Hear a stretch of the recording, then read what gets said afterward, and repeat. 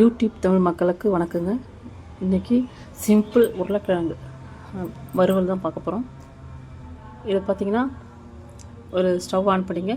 கடாயில் வந்து ஒரு 1/4 கிலோ உருளைக்கிழங்கு அளவுக்கு தண்ணி வந்து ஒரு டம்ளர் அளவுக்கு தண்ணி ஊற்றிக்குங்க. ஒரு டம்ளர், அதை 1/4 கிலோ அளவுக்கு, டம்ளர்னால் சின்ன ஒரு கிளாஸ் அளவுக்கு. இப்போ இந்த உருளைக்கிழங்கு வந்து பார்த்திங்கன்னா தோலோடவே நீங்கள் வந்து அரைஞ்சி எடுத்துக்கலாம். ஏன்னா தோலும் நமக்கு வந்து சத்து.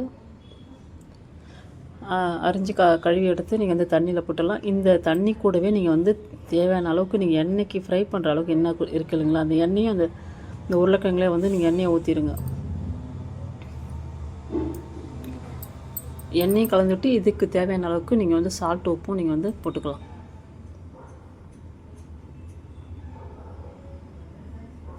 இது வந்து பார்த்திங்கன்னா சிம்பிளாக நிறைய பேர் பார்த்திங்கன்னா இது டக்குன்னு ஃப்ரை பண்ணுறதுக்காக உருளைக்கிழங்கு பொடி மசாலா பண்ணும்போது ஈஸியாக பண்ணுறது எப்படின்னா, வெறும் எண்ணெய் உருளைக்கிழங்கு போட்டு மிளகாய்த்தூள் போட்டு எண்ணெயை ஊற்றி அப்படியே ஃப்ரை பண்ணுற மாதிரி பண்ணுவாங்க.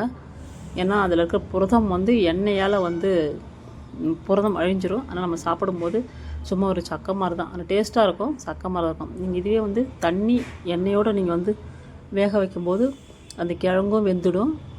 தேவையான அளவுக்கு உப்பு போட்டுருங்க. அந்த கிழங்கும் வெந்துடும். உங்களுக்கு சாப்பிட்றதுக்கும் ஒரு சாஃப்டாக இருக்கும், ஒரு ருசியாகவும் இருக்கும்.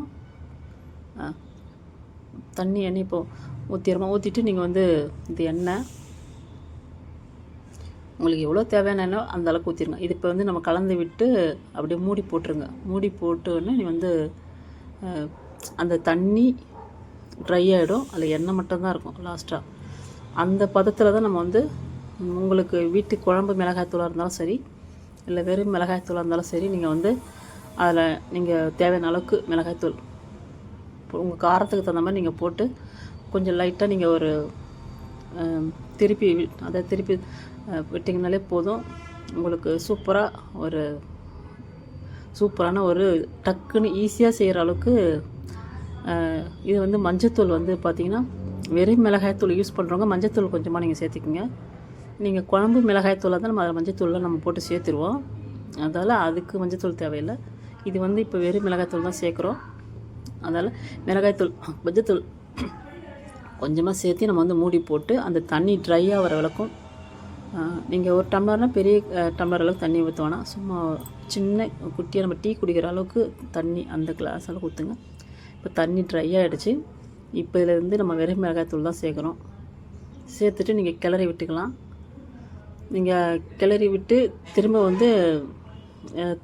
நீங்கள் அப்படியே கொஞ்சம் சிம்மில் வச்சு கூட நீங்கள் கிளறி விடும்போது நல்லா செவந்து பக்கமாக சூப்பராக வந்துடுங்க. சாப்பிடவும் சாஃப்டாக இருக்கும், ஒரு தனியாக ஒரு டேஸ்ட்டாகவும் இருக்கும். ஈஸியாக சீக்கிரமாக செய்யலாம். பிடிச்சிருந்தால் லைக் பண்ணுங்கள். நன்றி.